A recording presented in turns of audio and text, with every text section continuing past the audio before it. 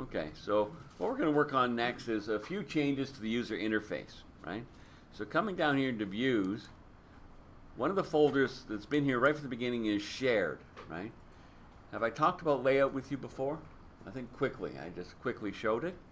So the layout view is the main view that all my other views right now are getting loaded into. So it's a complete page. Notice it has our doc type right at the top there. It's HTML5 compliant. Okay, we have our head section, our body section, and so on. Right. The next thing in the top of the body is this navigation section. Right. So we have our nav bar.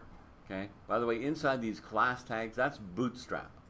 You're going to be learning a bit more about Bootstrap. I've got a nice tutorial for you on Bootstrap to have a look at it. But basically, these classes are all part of the Bootstrap system to help us make it look good and responsive and so on and so forth. Okay. But right down here, okay, is the actual navigation links area, right? Now what we're seeing on the screen, these greenish colored, okay, bits of text inside these links, what they're part of is part of the tag helper system in Razor, right? Razor, as I said, allows us to insert essentially C# into our HTML of our page. Trouble with the first version of Razor is it was all done with the @ symbol, right, to indicate that we're going into this C# code, the server-side code, and people found it was pretty ugly looking and kind of hard to read. So they've come out with these tag helpers, right? So it looks more like a regular HTML attribute assignment, right? But it actually is accomplishing the same thing we used to do with these @ symbols and, you know, a call to other built-in helpers inside the Razor system. So they just tried to make it improve in terms of the readability here. So you see what we have is ASP area. We talked quickly about areas. Notice there's a folder right up here for areas. We aren't going to need to identify areas in particular because that's for a very large application where you need to break it up into separate areas, right? It's there for us if we ever need to do that to try and reduce complexity. The next thing is the ASP controller. In other words, when we click this link on the screen, it's an anchor tag. It's going to send the request to whatever controller we specify here and then specify the action, right? We talked about that the default routing is controller, action, and then optionally we can pass an ID, right? So these all go right now to the home controller. But now I've got my two new controllers. So I can just add more links in this navbar area for my controller. So I'm going to copy one of these and I'll just paste it in twice for some extra links in the navbar system, right? So I just took the first one because it already has the action set to indexes, which is what I want. So I have my two new controllers, my doctors and my patients.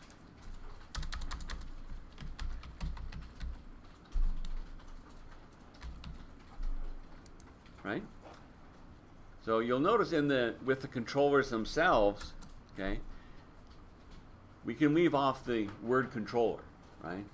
The doctor's controller, okay, that's the name of the class, is doctor's controller, but I don't have to say doctor's controller. It knows it's a controller, so I can just say doctors. Same with patient. Even the home controller, right? It was already called home controller, but I didn't have to say that whole thing. I could just say home, and it understands that I mean the controller, right? So that gives me a couple of new links that I can click on in the nav bar, so I don't have to keep getting rid of that. While we're in here though, let's look at a couple other aspects of what's inside of our layout page. Up at the top here, we're putting some data in the our carry-on luggage, our view data, to go for the title, right, of the page. That will show in the little tab at the top of the browser window. So I might want to fix this up, maybe just call it medical office. I could even take off the word core, right? Just to clean up that a little bit up there. Moving down, what we see here, this is a link that shows up as our big text in our nav bar, right? So it says medical office core. I'm going to change that to just medical office as well, right? Just to improve the look of the page a little bit. Going down further, okay, I want to point out a couple things on the screen here now. Maybe I'll zoom for the back of the room as well. So here's a partial with the name cookie consent partial. Right? Remember, every time I run, there's that little banner across the top with the cookie policy, and I click accept every time. Well, there'll be a way eventually to actually have it remember our choice so we don't have to do it every time. But you know what, in the meantime, I don't like this piece of code. It's irritating to me having to click that all the time. But I can just highlight it and comment it out. Ooh, what is the right comment characters to use? Okay, I know I'm talking about Razor and C#, but I'm in HTML. If you haven't noticed before, up in the toolbar, as long as you have the text component available in your toolbar, there are these two buttons here, comment out the selected lines and uncomment. I love these because they're smart enough, 99% of the time at least, to use the right characters to comment this out. So with that line highlighted, I can click that, and there we go. So it's using the right characters to comment that out. I don't have to remember, okay, how to comment it out. If I want to remove the commenting, I can highlight it again, click the uncomment button. Okay. By the way, if you ever don't have this on your toolbar, just right click and you'll find it in the text editor section. Right, so you can get those commenting tools back again. That's good. So now I won't be irritated by having to say accept every single time. All right, the next thing I want to point out here in the layout, see this div class here, it's a container, okay, for the body content. And right here is @renderBody. That means this is the spot in our template here for the page where every single view that I'm creating appears. All the code from the view gets inserted at runtime into this spot inside the layout page. That's how gives me this common look for the navigation, the header, the footer, everything for the page comes from the layout, but the actual content of the page all is inserted right here. Okay? So that's basically how it works. If I want, there's a little bit more I could change down here. Say, okay, in the footer, right? Again, it has that medical office core. I can take that word core out and put a space between medical office, just so it doesn't look quite so program-y, right? Okay, now let's see what changes this has done. So if I run now, I'm sorry? Labels in the menu is all on. We have 3 columns. Oh, did I make them? Okay. We'll see my boo-boo if I made one here. Oh, they're all called home. Thank you. You can see down in the IntelliSense, sorry, at the bottom, in the bottom left corner of the screen, it does show where the link is going to go to the doctor's controller and the patient's controller, but I forgot to change the text. But let me show you, if you're just changing the HTML, I don't actually have to stop running. I can go back to Visual Studio and modify some of the text here, right? Yes, I forgot to change the text inside the anchor tag to doctors.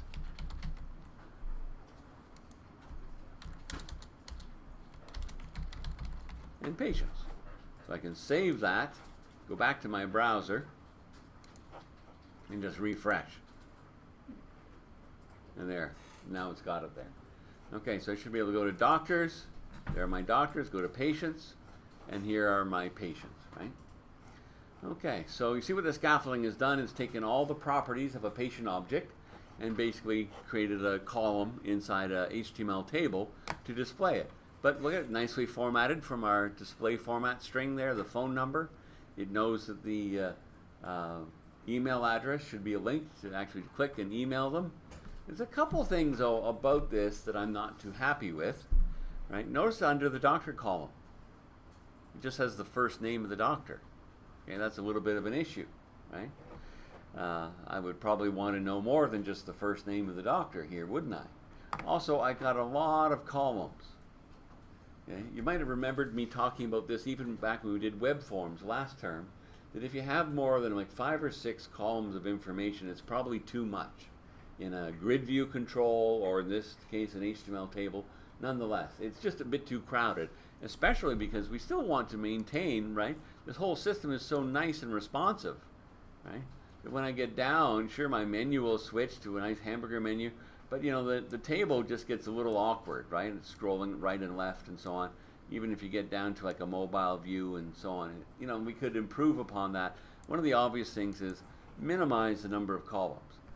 That's not the only reason to do it though. Also, right, there's some information here that's pretty confidential. Like the OHIP number, there's a lot of concern about OHIP fraud. Some people might not even want their phone number appearing on the screen all the time, right? So there's a good argument, and date of birth. It's one of the key pieces of information that anybody trying to do that identity theft, okay, it's a real problem in society these days, right? Date of birth is actually pretty important information. So, maybe we wouldn't want all that to appear on the main screen. We could leave it over here under details. So all the information is available here in details. Notice even the middle name, the full middle name is shown here, right? So maybe I don't need to see it here. Plus, this separate first, last, middle name, that's a bit of a problem as well. So there's definitely room for improvement, even though the scaffolding does a pretty good job. The other little issue related to that doctor first name, okay, when I do create or edit, boy, this is nice. It's scaffolded all this for us. I can click create, get all my nice error validation messages, okay. Cannot leave the OHIP number blank, but if I type characters in, notice it immediately changed, right, to the message coming from my regular expression, right, that it has to be exactly 10 numeric digits. Oh, I can't type letters, it has to be numeric digits, and as I type, as soon as I have the right number, it goes away. Put one too many, and there it is back again, right? So really responsive. It's using jQuery library on the client to give me that immediate feedback, and away I go. But here's a problem. Look at this. My drop-down list for the doctor. Wow, first of all, I should be impressed that I actually built a drop-down list for my foreign key. Thank you very much, Mr. Entity Framework Core or Visual Studio Core. But I still only have the first names. So there's a little bit of extra work for me to do to really polish and fine-tune the user interface. Okay? But we're basically done our step one at this stage. So we're going to look at how we can fix all of those things as we start step two.